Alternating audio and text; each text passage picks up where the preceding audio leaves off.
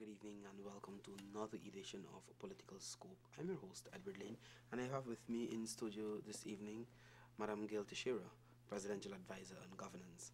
Mrs. Teixeira, welcome to the Well, program. thank you very much for having me again. Of course, our discussions at this point in time are centered on the whole issue of elections 2015. Yes. And I want to start off with, in this evening's program, to ask you to reiterate for our viewers how we got to this point of elections in 2015 when they're constitutionally due in 2017. Well, I think for all our readers, the catalyst that led to this stage we're at now, where elections will be held on May the 11th, was really based on the AFC calling for a no confidence motion out of the blue. And in fact, they started talking about it in June last year, but they actually didn't lay the motion until I think August the 3rd or 4th in last year. And in fact, it was interesting at that period because it appeared as if the APNU was going to support it, then they weren't going to support it. And then what was interesting is when they tabled the motion, the AFC did, that it didn't have a signature from the APNU, because any motion has to have two signatures. So that became very interesting, and of course there were talks that went on, attempts to talks to resolve the issue and to allow the Parliament to continue to function. Obviously, by the end of October, all those efforts to dialogue, to reach some kind of consensus, forward, etc., failed, and therefore the Parliament was prorogued, and again to allow for the opportunity for cooling of temperatures, because by then temperatures were a little bit hot on all sides, and to talk so that we could try to preserve the life of the 10th Parliament. We have a lot of work to do as a government. We have budgets, we have developmental programs that require the parliamentary support. We have legislation that is pending. Some we haven't tabled as yet because of the hiatus since July 10th, the last sitting of Parliament. And so we have bills on the agenda that are very important. Some relate to our international obligations. And then the rejection by Mr. Granger, regrettable, highly regrettable that Mr. Granger took that approach. And I've heard soundings in the media that some description of what the dialogues were like. I have the privilege of being in a number of those, and I have not catalogued for the public how untrue those statements are, that in fact the government was trying very hard to find areas of accommodation, except the opposition was coming in with their maximum. And that's how they always approach these talks. They come in with a maximum, and in any negotiation, you start with a maximum, you come down to a compromise. The opposition, particularly the APNU from 2011, post-2011 elections, because our dialogue started with them in December 2011, to now has been one, they come in with a maximum position, and that is the position. There's no wiggle room to find compromise in most cases. And so the president has taken the decision to call elections, which I think if there's no possibility of cooperation, of collaboration, of reaching agreement, then we have to go to elections as a people. We have to resolve this matter. And so that's how we are here. And I blame the AFC for bringing a no confidence motion with no reason. You know, usually there is at least some explanation of why you're calling a no confidence motion. They haven't done that except, and I also challenge the APNU for not having the courage to say to the AFC no, because as we know, Mr. Granger wanted local government elections. And so if the APNU is being led by the noes by AFC, well, that is their choice. But it certainly didn't do well for the country, because it has put on hold a lot of very key issues, and a lot of the population is waiting. They're waiting. And so even investors are waiting for post-May 2015, although those investments in the pipeline are moving forward as allowed. And so that's how we've got to where we've got to. And the PPP government and the People's Progressive Party are not daunted by this. We've gone through a lot of struggles. We have 65 years of struggles, and maybe it is our fate, maybe, but we've always had a rough time. We've had a struggle, and if we look at the People's Progressive Party civic in government, we have a tried and true track record that is indisputable, and we've just gone before the UPR, as you know, in Geneva, with the process will finish tomorrow. But the congratulations from countries about our poverty reduction program, of our success in education and housing. And so not just we are recognizing what we do, we are internationally being recognized for that as well.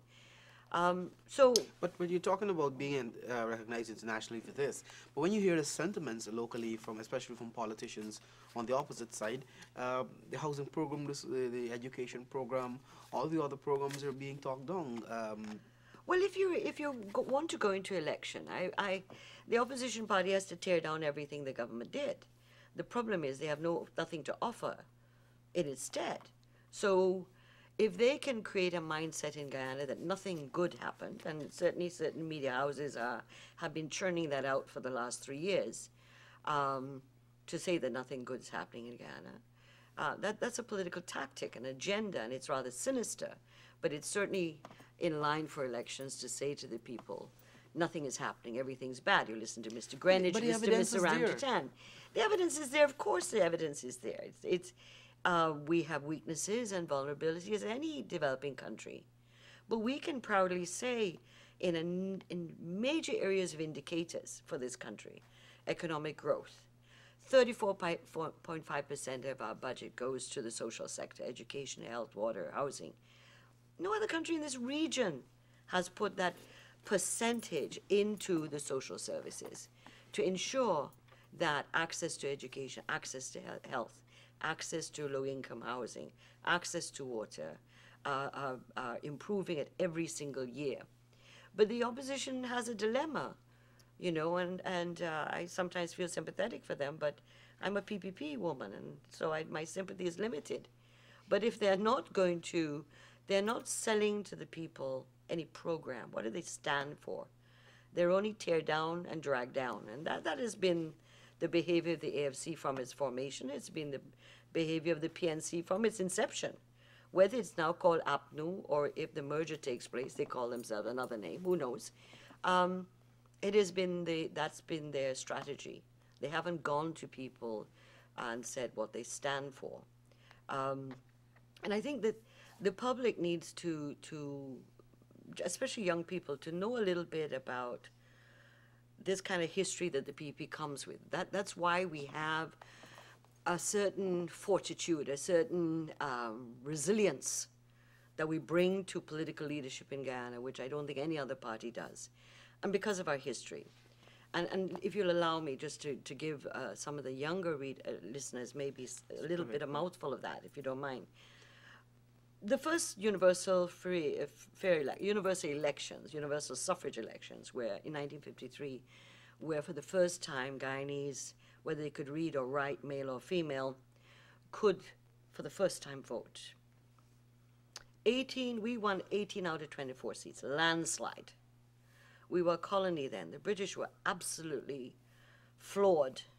And so after about 122 days, the warships arrived, the British arrived, and we were thrown out of government. So we were out of government between 53 and 57.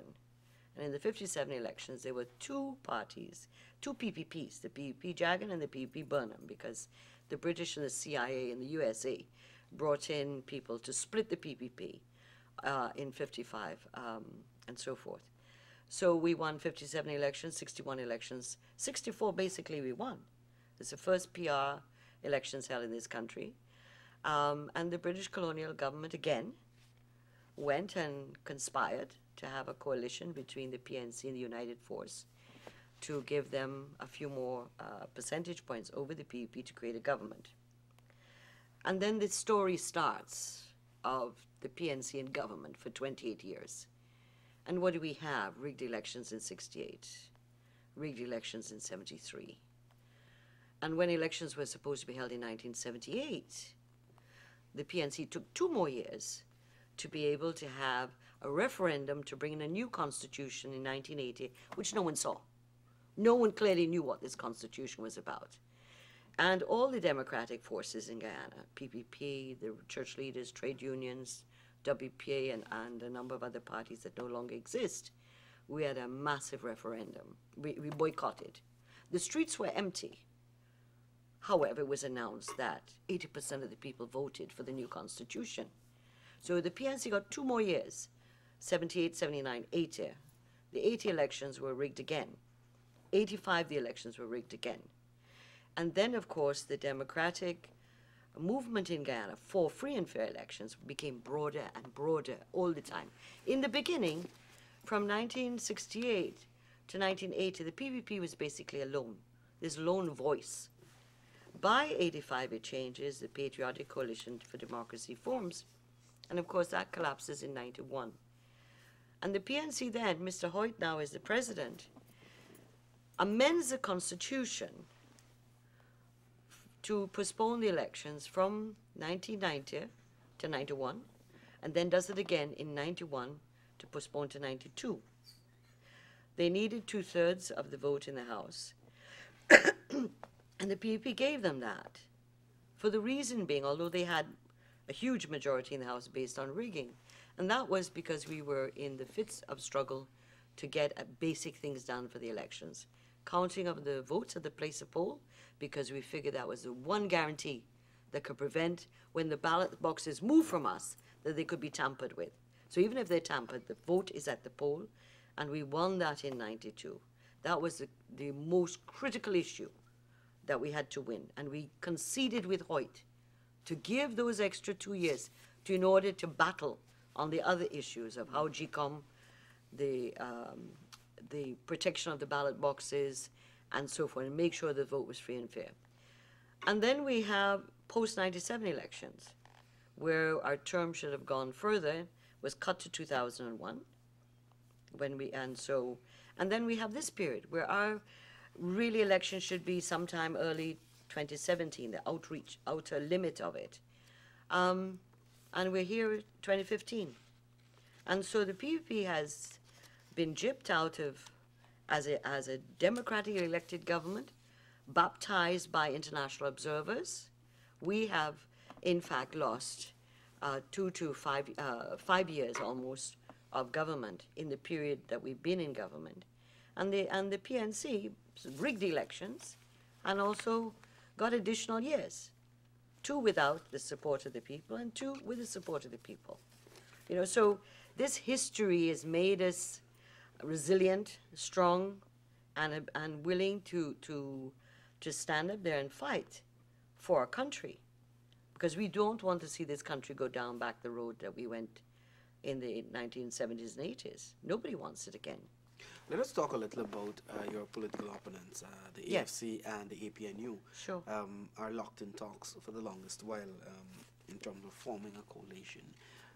Is the PPP in any way, is your party in any way concerned about these kind of talks, and whether that will have an impact on re-election of the PPP? Well, one has to assess it. I believe that there are positive and negatives for all 3 parties.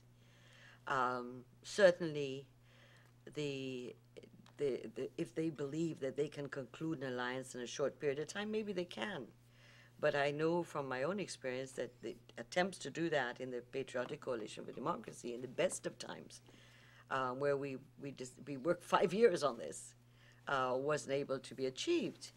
And when I listen to the soundings, again, from the media, of Mr. Ramjatan and others saying they want to lead this coalition as the smallest party, and the secret talks and whatever else is going on, one is interested to see what's going to come out in the whole mix.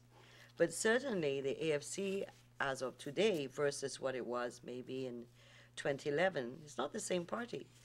It doesn't have the same support. AFC members have left them to go to APNU, and we know who they are. They've formed APNU branches, they are APNU groups, some of them.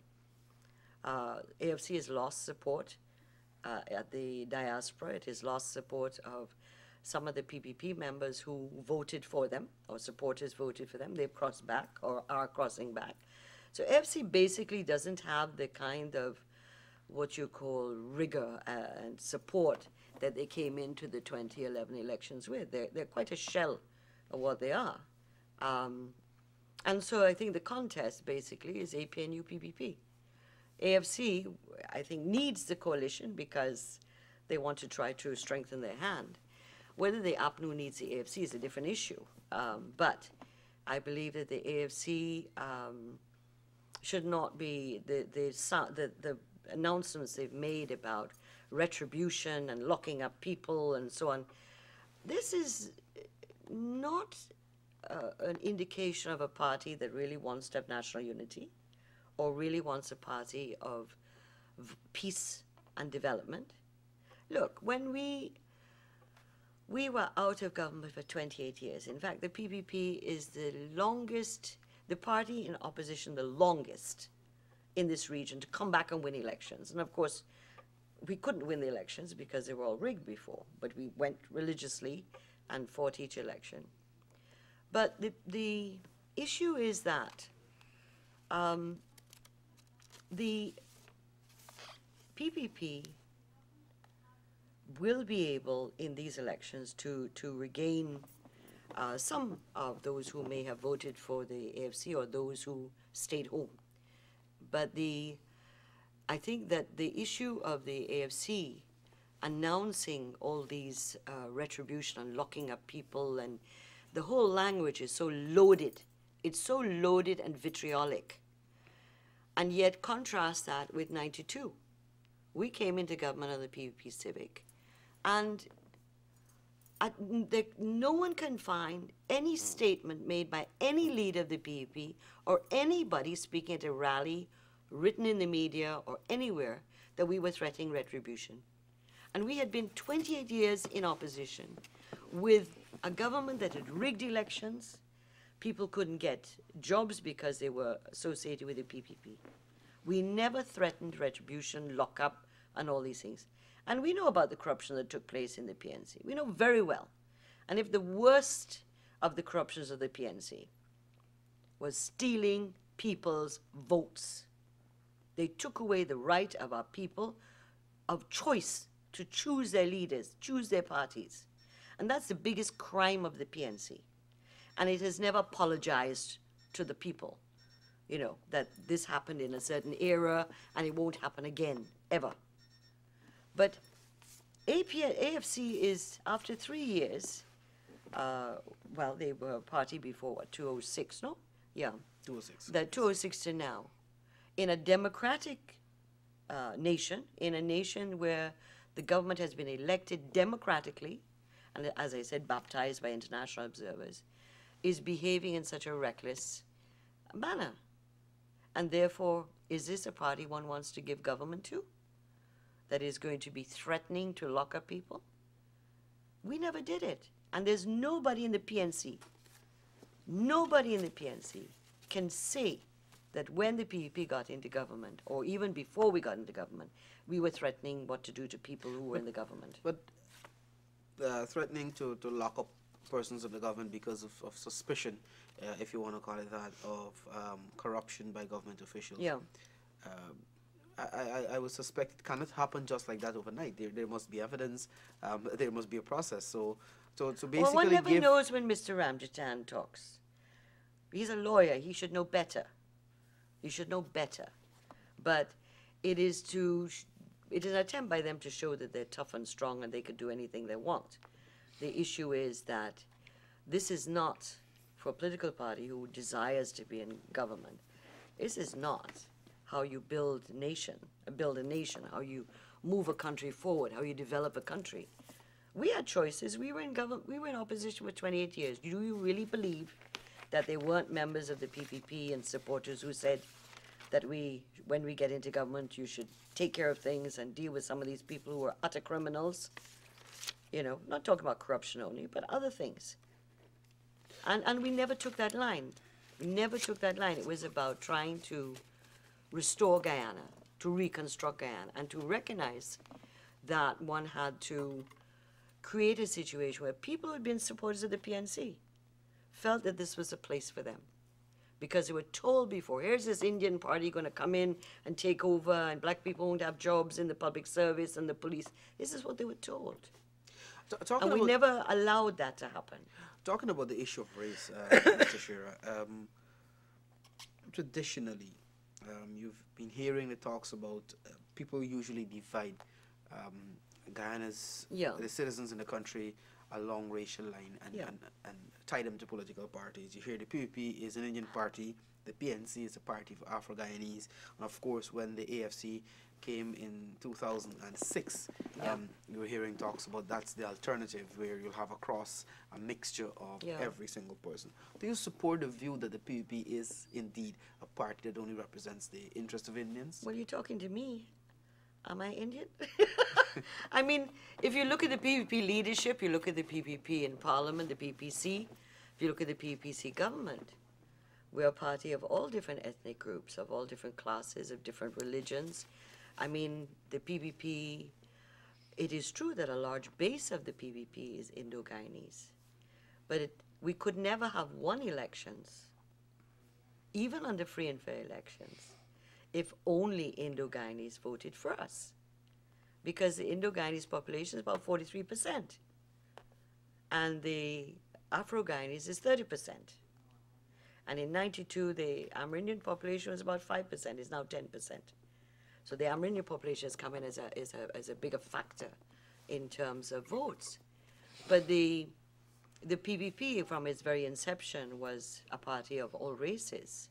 The attempts of the colonial powers and the Americans and so on in the 53-55 did extraordinary damage, not just to the PPP in terms of Afro-Guyanese, some Afro-Guyanese members left the PPP, and then you had the creation of the PNC, but there were Afro-Guyanese who stayed with the PPP. And you also had this dividing Guyana on ethnic grounds.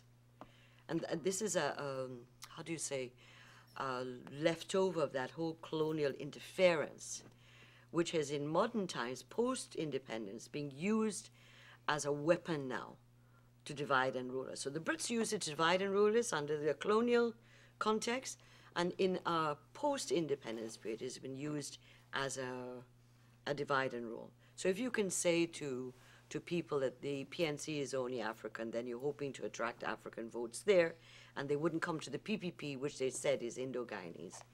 This, the Guyana is changing. The young population, more mixed people, more persons of mixed ancestry, young people much more independent in their views, and therefore they will have to decide all that. But the People's Progressive Party, Civic, could never win an election if it was only on the basis of Indo-Guyanese. And APNU cannot win an election if it is only to do with Afro-Guyanese. And if you look at the APNU, they have a serious problem in terms of ethnic diversity. A serious problem, both at the leadership level and in Parliament, unlike the PPP and its leadership on the grassroots level. So that the FC tries to promote itself as this multi-ethnic group. In fact, it's not. It has, as I said, pulled what they think are forces from the PPP, but they have not pulled forces from the APNU, and they have not pulled forces from the Amerindian population. And as I said, at this point, they're weaker than they ever were before. Looking back at the 2011 elections campaign, one of the issues that some political parties, including your party, would have raised on the campaign trail is that of double messages, if you want to put it that way. Yeah.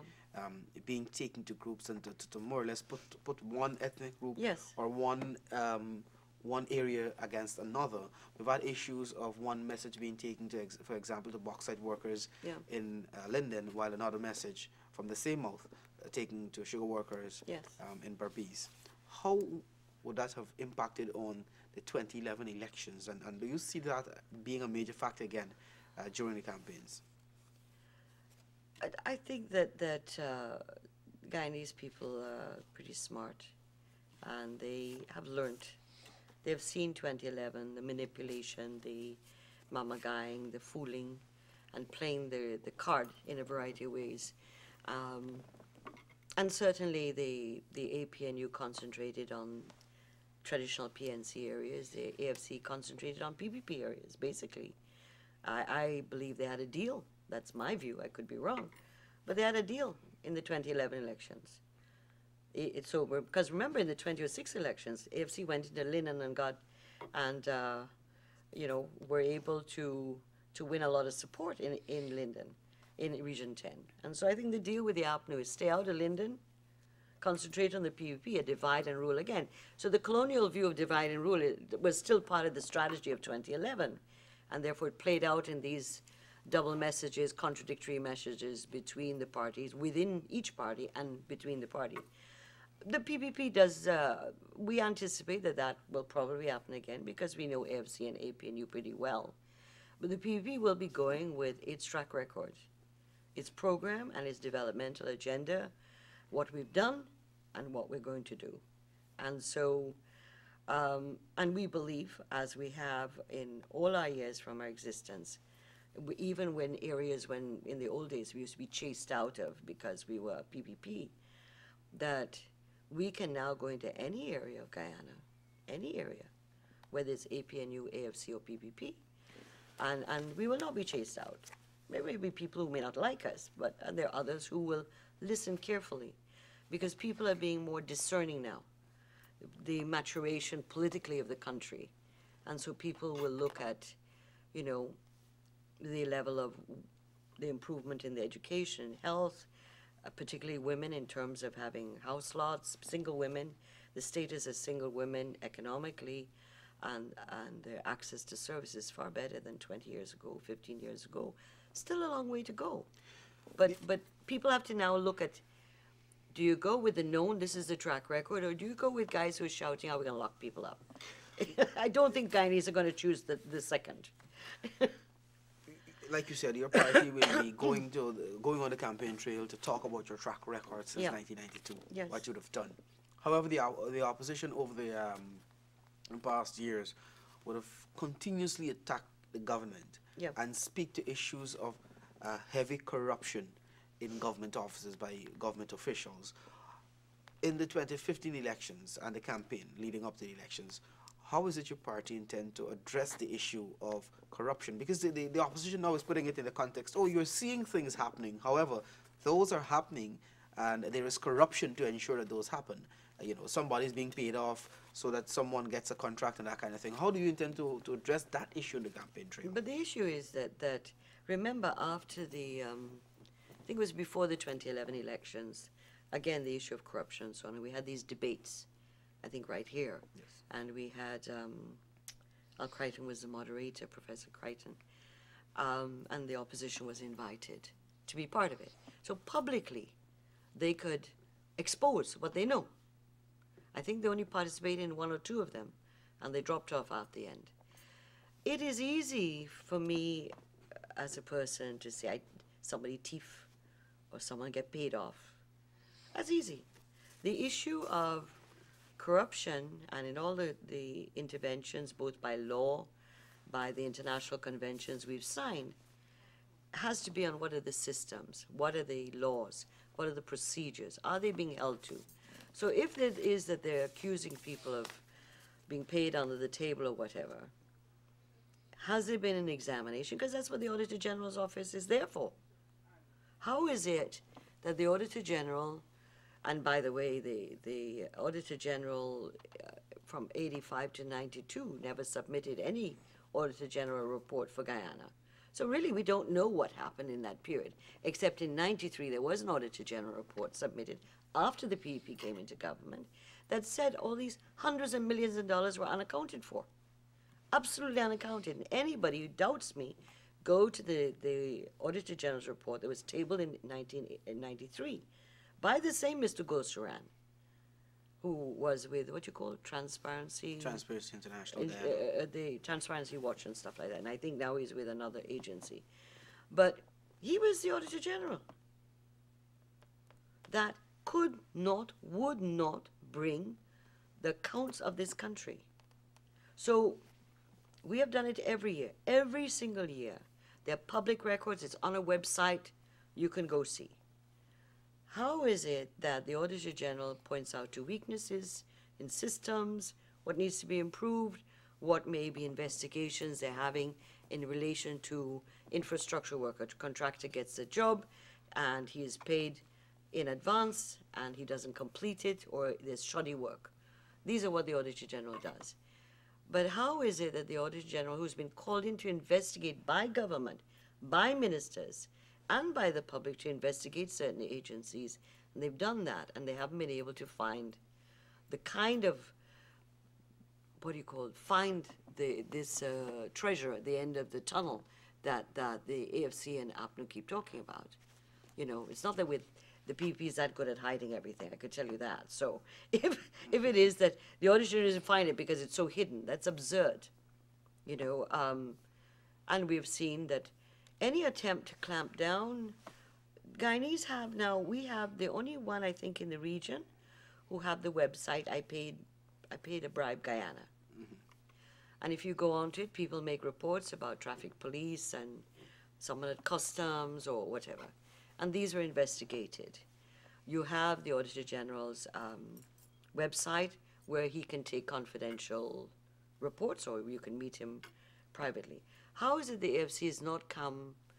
Because when you look at Trinidad and the accusations of corruption, say in Trinidad, by opposition members and so on, they actually come with documents to show. They stated. So the whole investigation on Piarco Airport was a major issue that the then opposition under Kamala, Prime Minister then she was in opposition, made a big issue about investigating it. They've investigated, and the court, the case relates to companies that are based abroad, blah, blah, blah. So, but I don't recall in the Trinidad elections the then opposition who now government, saying they were locking up people and stuff like that. The AFC and the APNU have avoided coming with hard data. They have thrived on this rumor-mongering approach. So innocent people are caught up in the web, you know. And so I think that, again, people will have to think. It's easy to accuse people of corruption. You live in a home and you can't find $10. Is someone thief it? So it's there. It's not a hard. Their challenge. They're not being challenged when they're putting that to the public. That's an easy issue to deal with. Their challenge with the government and with the people is to say, okay, you didn't want a MILA, you didn't want money laundering bill, you didn't want to give $450 million in 3 budgets, 90 billion Guyana dollars. So what are you coming with as an opposition? What is your way forward for Guyana? What big projects that will move this country forward? It's not only about health and education, those are all critical, but you still need the mega projects, the CGIA, the fiber optics, hydropower, you know, investments in variety of areas, information-based technology. The country has to find expansion and diversification in order to move forward. What is their vision? And I ask the Guyanese people that as we get into election mode, they must ask the parties, all the parties, including the PPP, what's your vision post-2015? What's your vision for our country? And the electorate then must think about it, and they vote for who they think has the best vision, or what is a vision that they can buy into. These elections, as I said before in another program, is the power of the electorate. And so I'm sure the AFC will as usual, be its usual style, because Mr. Nagamutu and Mr. Ramjitan can't change their style. We've known them from the PPP. And as they get older, their style can't change. It's all about rabble-rousing and sweeping, you know, statements. And they won't change that. They can't change it. Too old.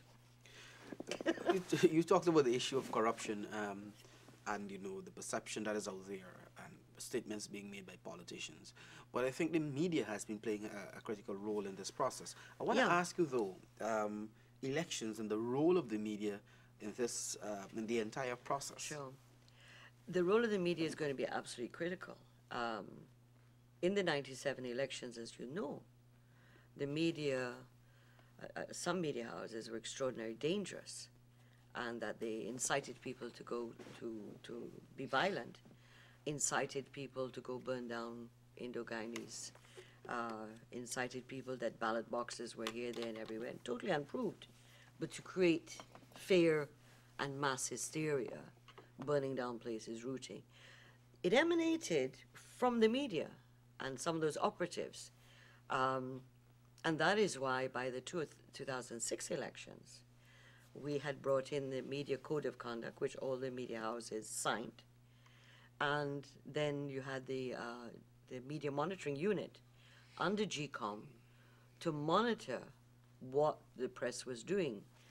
And then in between, of course, you had the amendment to the Racial Hostility Act to strengthen it so that, one, politicians who pushed racial division and inciting would be ineligible to hold office, it's a criminal offense, blah, blah, blah, but also to hold the media accountable, that there was to be no inciting of people on a racial basis, on ethnicity. So that compendium of things that came out as 97 still is a critical thing in 2015.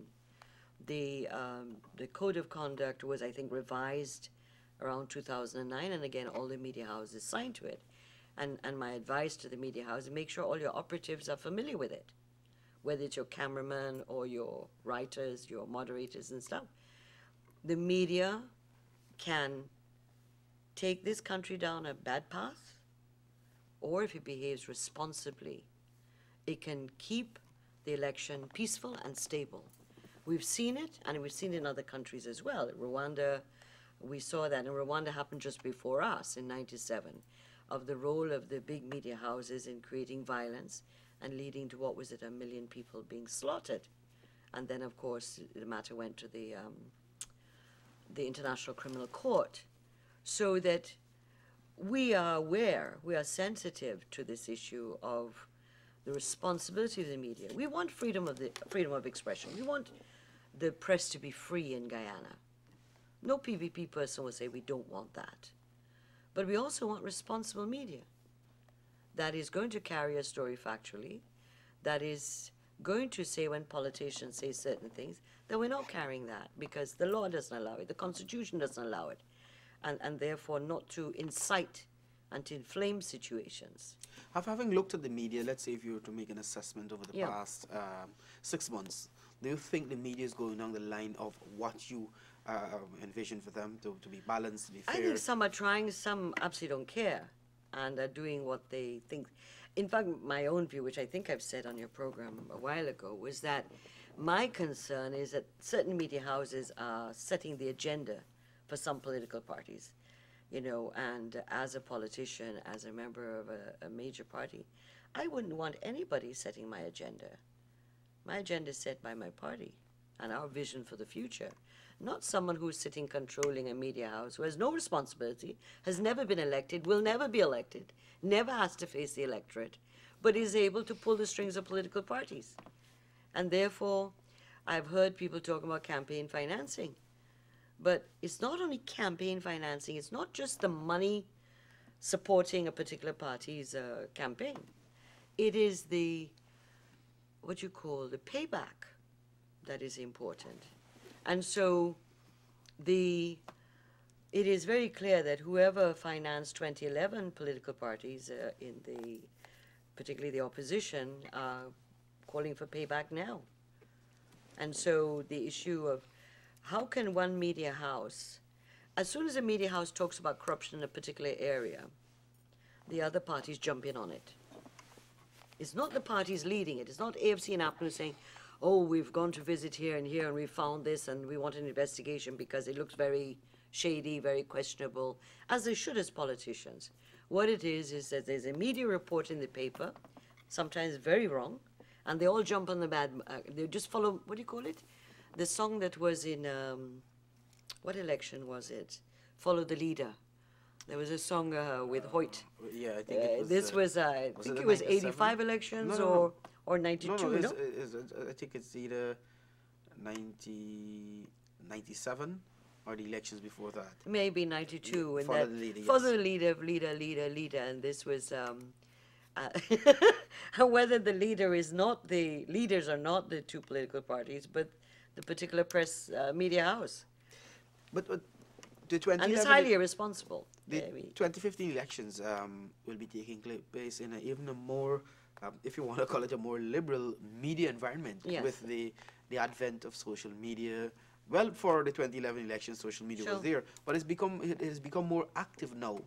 How will political parties and Guyana as a country be able to control the information that is released on social media?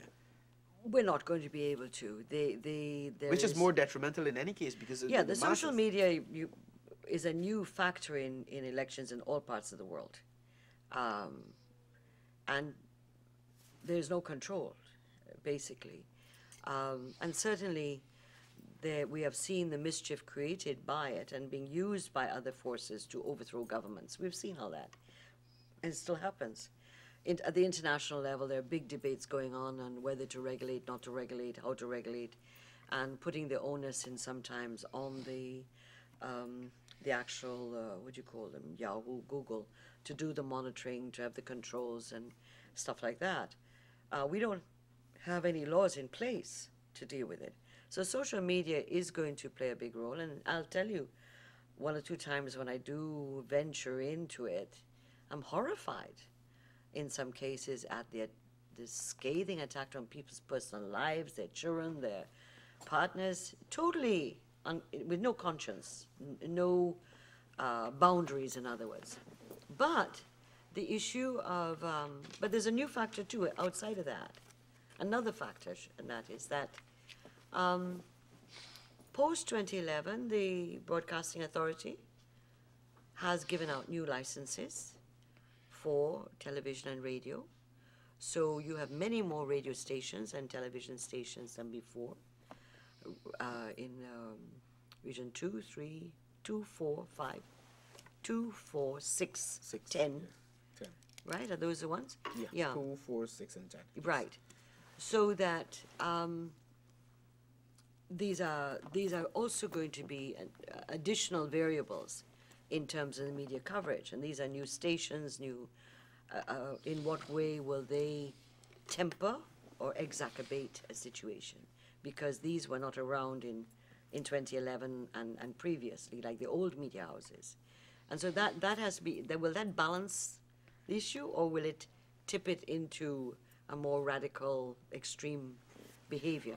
But what do you think GCOM and our political parties as a collective can more or less do to ensure that the media play the role, the rightful role in elections during the campaign Yeah. and on election day itself in terms of Sure. providing the necessary information?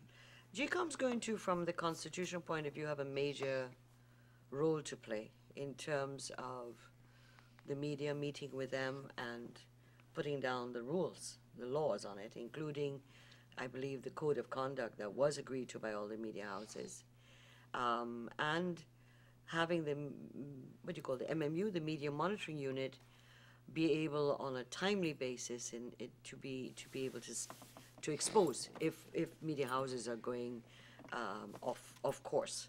The MMU becomes a very critical factor with GCOM to pull the rug, to pull up people in the media without, of course, encroaching on freedom of expression and the free press.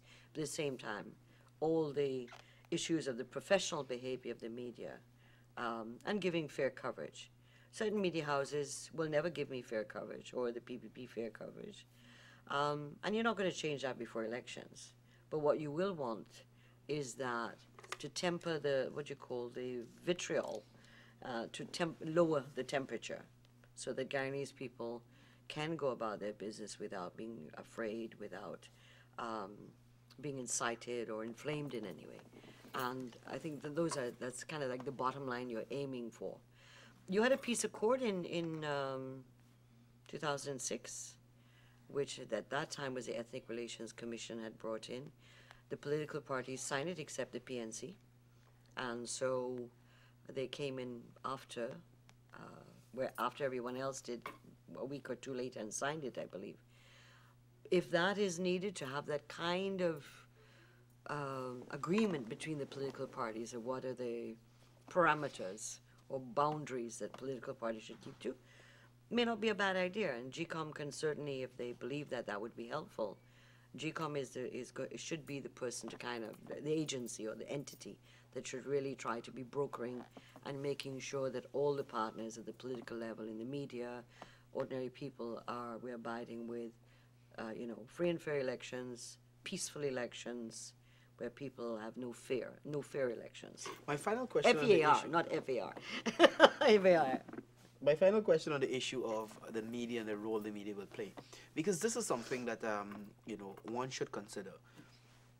Based on the laws governing the media in Guyana, whatever laws we have in place, media houses may be reprimanded for broadcasting, airing any particular information that can incite violence or anything of that sort. Yeah. What is in place, though, if those media houses, because many media houses, if not all, operate Facebook pages, Twitter accounts, and so forth. If they are to share that kind of information on social media, how will the Constitution address issues of that? Well, right now there are no provisions for us to deal with it locally. But there's nothing to stop anybody on Facebook being offended by what is put in it and to indicate to the service provider that they're offended, that this is an attack on them personally, on their ethnicity, on their religion, on their person. That anybody here, as in any other part of the parts of the world, everyone gets their service through a provider. So they can report to that provider that here is the example of my family thing, the race or violence or whatever. I'm offended by it. The service provider can take action against it by blocking or whatever they do. And or if that fails, they can go directly to Yahoo and Google and complain. They can go straight into that and say, look, this account or this is casting inflammatory, accusatory.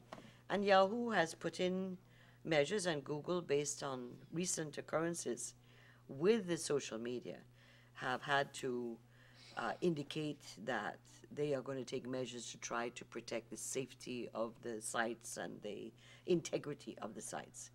And so, whilst you don't have a legal recourse in Guyana, there are recourses using the same technology to state that one is offended. I want to ask you the issue. You raised the issue briefly, the issue of campaign financing.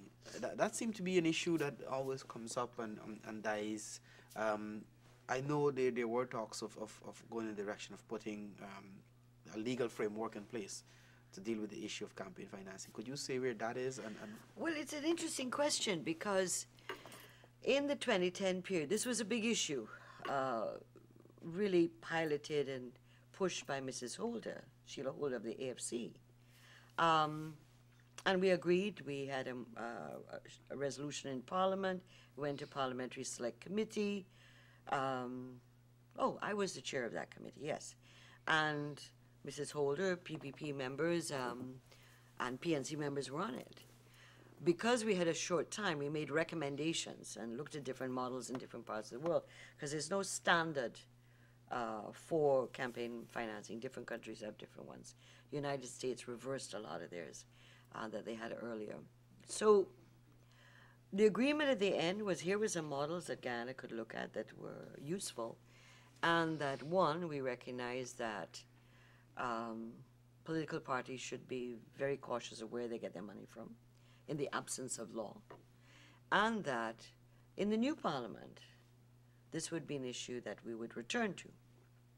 Well, the new parliament has been such a disappointment in a sense in terms of moving through with so many things that we needed to get through as a government and as a country.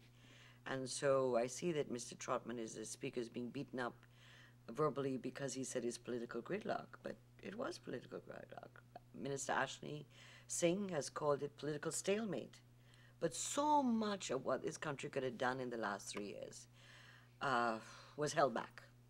And so the telecommunications bill, which was before the House, Mr. Greenwich was chairing it, would have done a number of things, including regulating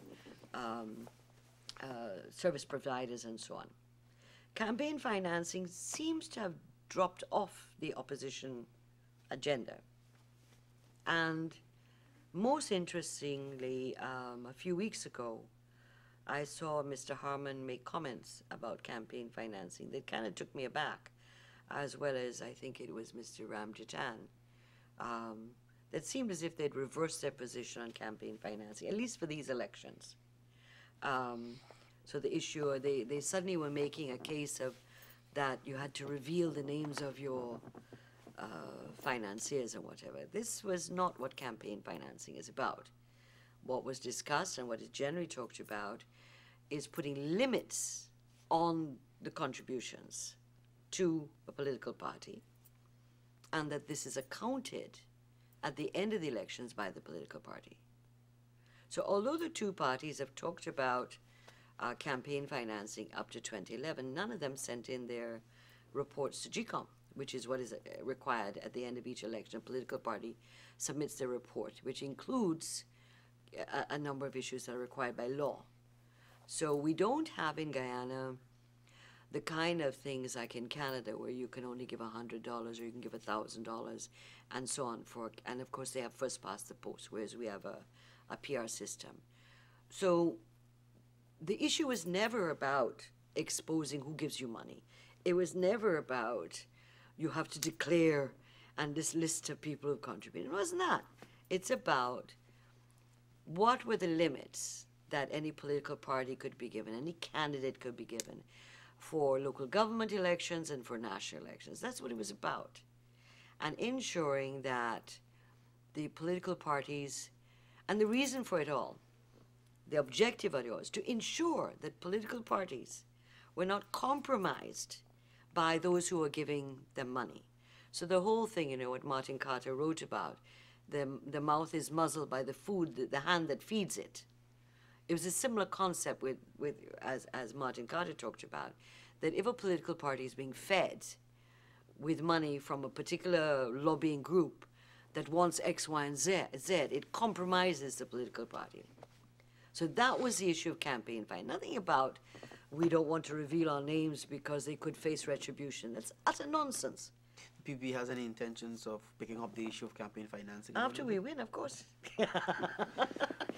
After the elections, no doubt. We have a lot of work to do after elections. You know, the PPP could have been going at 120 miles an hour, or we have been going as fast as we can, but we have not been able to get to 120 miles an hour because of the circumstances that keep pulling you back. Look at the money laundering issue. In God's name, why couldn't we have done this as a country? Why did we have to go through this review with FATF? It wasn't necessary. So, for me, it is about the APNUFC holding this country back, deliberately and consciously, holding this country back on a number of issues that were minute, because we had what were the international required standards we had to uphold. So whether we like them or not, when you're in government, you're confronted many times with international standards that you strip your teeth at, and you say, Lord God, why we got to do this? But you have to comply because there are issues connected to that which your country can benefit from, you know? And so the money laundering, the Anti-Money Laundering and Countering Financing of Terrorism Amendment Bill, its story, its history, its demise, and us being put before FATF. If anybody wants to know what the AFC and APNU stands for, use that as an example. Use that, because it harmed this country irreparably in terms of having now every 6 months you got to go before, getting us red flagged internationally. So it creates, if this is their agenda, it's very sinister, because you didn't hurt the PPP. You didn't hurt us. We're still doing our business. We're still in government. It had an impact, yes, but it hasn't thrown us out of government. But it hurt the country. It hurt our developmental agenda. And that is, if you just use one anecdote, one thing, use the money laundering bill to show what is the real McCoy. I shouldn't use McCoy, right? We have Kwame.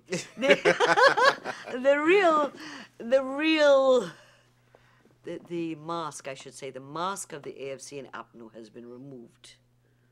True That identity. is a true identity. Just use that one. All the other stuff people mightn't believe because Gail Teixeira is saying it on PPP, but the issue is the record is there in the Parliament, what happened to that bill and what we're going through now with FATF every 6 months. We are just about 3 months and a few days away from Yeah. May 11 general elections. Right. In closing, what are you looking forward to come May 11 and of course the campaign leading up to the elections? Well, a lot of work, and a lot of short hours of sleep. But no, outside of that, that's normal. The issue is that I firmly believe that Guyanese are going to make the right choices. They're going to make the right decisions, and that the PPP will return to government, and that we will be able to catch up on the 3 years when we were forced to go maybe 40 and 50 miles an hour instead of 120 miles. As what happened to us in 97, 2001. We were treading water in that period because of the violence and so on. This is a different tactic now. And I hope that Mr. Granger in particular, who's gone on record of talking in recent times about wanting, peace and stuff like that, that I hope that he's an honorable man. I have no doubt that he's an honorable man, but that I hope that he keeps to that word and that he ensures that his extremists in his midst, because he has some extremists in his midst, that he will be able to control them to ensure that whatever the result is, that it is peaceful and the Guyanese people are allowed to continue with a normal life after as quickly as possible, like it happened in 2006. This country got back to business within a month after elections. And look at what the 2006 to 2011 period was. This is where the country makes the rapid development with economic growth, rapid changes. And part of it is that 1 month after elections, peaceful elections, get back to the business. That is the recipe for this country. When you have like early elections, you have elections, then it's months afterwards you get a parliament, but people are boycotting, or you have constitutional reform, or you have violence, this country begins to suffer. And our people suffer. And so the recipe is to have a clear-cut elections, people vote PPPC, back in government in 1 month, we're back on track. And this time we're not going 120 miles, we've got to go over 200 miles because we've got to catch up with time lost. Madam Gail Teixeira, I want to thank you very much for joining us. Thank you very much. Today, of course, I think we've had quite an interesting discussion on elections 2015, and those of you who've joined us over the past hour, we want to thank you very much for being part of this program. Have a good rest of the evening. Thank you very much for having me.